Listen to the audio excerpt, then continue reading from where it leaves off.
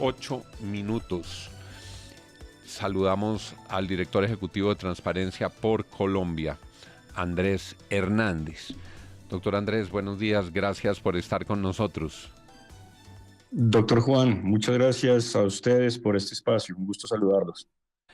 ¿Será que va a pasar algo con ese libro que entregaron o morirá en los anaqueles de la Fiscalía como han muerto tantas denuncias del pasado? Usted, como director de la corporación que tiene foco en la lucha anticorrupción, ¿cómo analiza lo que pasó ayer?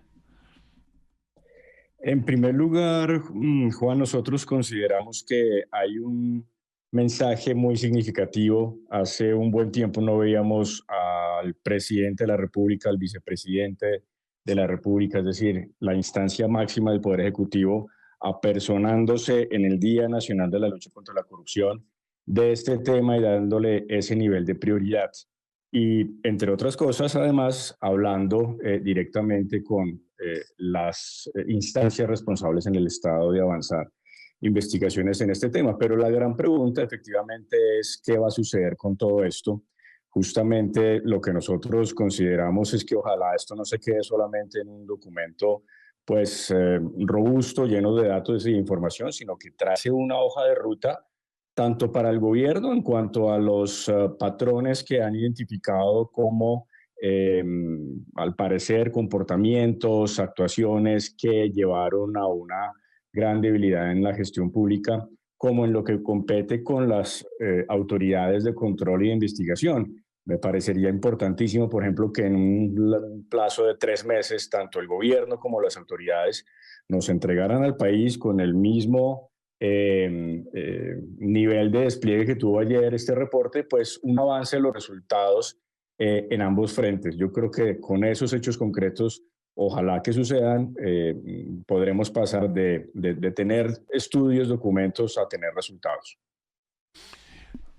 Doctor Andrés, en esa larga colección, en esa larga colección de denuncias, ¿qué es lo que a usted le parece más grave? Me parece muy importante que se hubiera podido identificar patrones, doctor Juan. Yo creo que haciendo una revisión, el documento y el mismo vicepresidente lo plantearon, no necesariamente ellos quieren reemplazar las funciones de la fiscalía, de las autoridades, no les compete y el gobierno ha sido muy claro en eso. Pero uno ve unos patrones que son bastante preocupantes, unos patrones de descontrol en la contratación pública, unos patrones de falta de claridad en la manera como se está gestionando el presupuesto. Hay alertas, por ejemplo, frente a con quién está contratando el Estado, dónde están esos contratistas, qué unidad tienen. Y tal vez lo último que yo resaltaría en este tema particular de administración de recursos es el uso, como lo hemos dicho en Transparencia por Colombia, muy nocivo de mecanismos que le quitan la publicidad, los mecanismos de competencia a la ejecución de recursos públicos, los convenios entre entidades, la contratación directa, que es muy discrecional. Y en fin, cuando uno ve estos casos documentados por el gobierno entrante, pues realmente queda uno bastante impresionado del descontrol que pudo haber habido alrededor de la ejecución de recursos públicos. Sí, pero señor Hernández, pues la verdad es que muchos de esos casos el país ya los conocía porque los denunciamos en los medios de comunicación. Por ejemplo, lo de los contratos de Locat Paz firmados por 2 billones de pesos en un solo día fue una denuncia de Sebastián Nora. Aquí denunciamos también esos contratos por 1 billón de pesos para comprar predios a la SAE desde la Agencia Nacional de Tierras sin que pudieran formalizarse. Aquí denunciamos lo de los centros de inteligencia artificial con una plata del Mintica Findeter que nunca se construyeron. Eso se sabía hace meses. ¿Por qué las instituciones que tienen que adelantar esas investigaciones para que esa plata no se la roben, pues no actúan rápido, no se mueven a tiempo?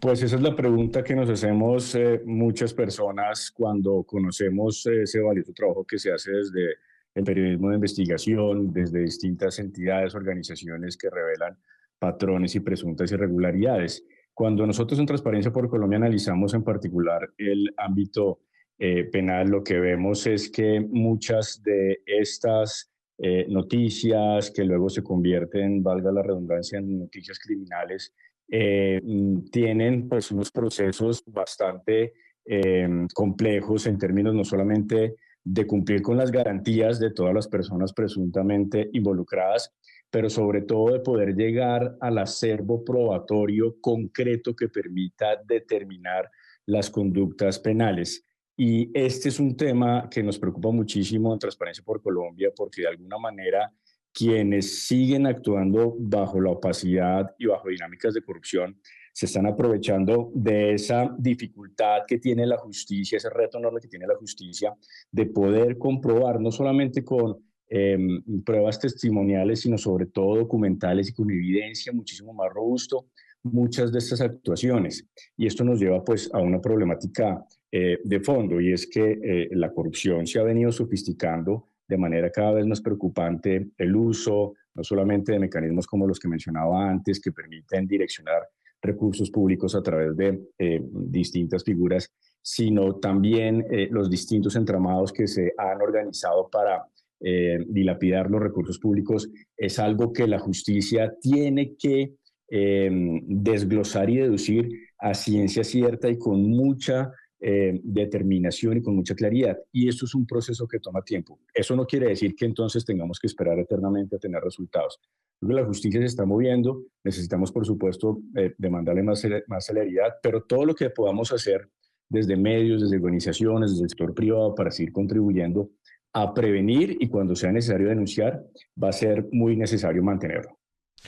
Yo creo que eso es muy importante, prevenir, es muy importante definir los procedimientos, pero yo creo que también hay un punto, doctor Andrés, en que los colombianos queremos ver gente en la cárcel, porque esto tiene que traducirse, y no lo digo solamente por estos casos del gobierno Petro, por muchos que han ocurrido en departamentos, en municipios, porque la plata a los colombianos les cuesta mucho trabajo ganársela, y hay gente de cuello blanco que se la roba y no les pasa nada.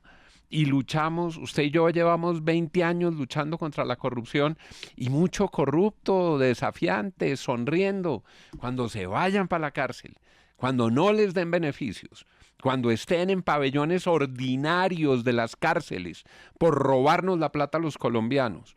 Cuando eso ocurra, cuando la fiscal nos diga, aquí hay 10 acusaciones de bandidos que se tienen que ir a la cárcel, uno va a decir, valió la pena. Yo entiendo todo ese trabajo enorme que se ha venido haciendo de prevención, pero es que los corruptos se siguen saliendo con la suya. Pero creo Sí. que hay unas oportunidades hacia adelante, doctor Andrés. Así es, doctor Juan, coincidimos plenamente. A eso yo le agregaría no solamente ver estas personas responsables en la cárcel, tal como usted lo describió, sino además que recuperemos efectivamente lo que se ha perdido, y que las personas, las víctimas que quedaron vulneradas frente a esa malversación de recursos públicos, pues también sean reparadas. Y ahí hay un reto muy importante, de manera respetuosa. Lo transmito y lo reitero por esta vía al nuevo Contralor General de la República. Necesitamos la actuación también mucho más ágil, oportuna y efectiva de ver qué pasa con esos recursos que han sido desviados, cómo los recuperamos y cómo los volvemos a utilizar para el beneficio de la sociedad en su conjunto. Así que aquí hay un trabajo de demandar resultados, sin lugar a dudas, pero creo que lo otro que yo le agregaría, doctor Juan, es poder renovar esa estrategia nacional de lucha contra la corrupción, que en el gobierno anterior se elaboró un decreto que tiene unos elementos, algunas cosas interesantes, otras medio repetitivas, pero realmente necesitamos el liderazgo del presidente de la República convocando a la sociedad, a los órganos de control y poniéndonos metas, doctor Juan, justamente sobre eso. ¿Dónde es que está ese mayor desfalco, esas mayores debilidades causadas por la corrupción en el país, y cómo las tapamos de manera inmediata, cómo tenemos unos resultados concretos que en un plazo muy corto le pueda entregar al país, al gobierno nacional, a la ciudadanía? Porque sin lugar a dudas el mensaje, si esto no cambia, sigue siendo la corrupción paga, y vamos a mantenernos en ese círculo vicioso. Muchas gracias.